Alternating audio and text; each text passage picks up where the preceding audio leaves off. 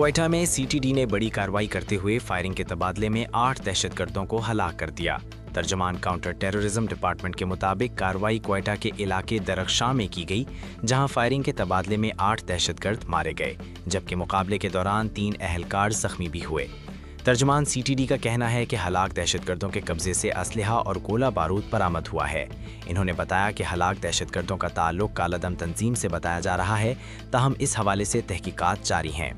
दूसरी जानिब वफाकी वज़ीर दाखिला मोहसिन नकवी ने क्वेटा के इलाके दरख्शां में फितनतुल खवारिज के दहशतगर्दों के खिलाफ कामयाब कार्रवाई पर सीटीडी बलूचिस्तान को खराज तहसीन पेश किया है।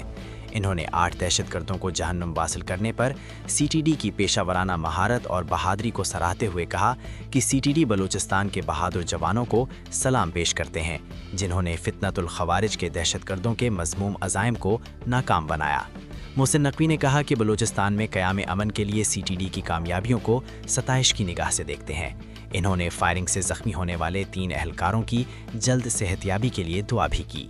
दूसरी जानिब सीटीडी ने बारखान में इंटेलिजेंस बेस्ड कार्रवाई की, जिस दौरान फायरिंग के तबादले में 6 दहशतगर्द हलाक हो गए।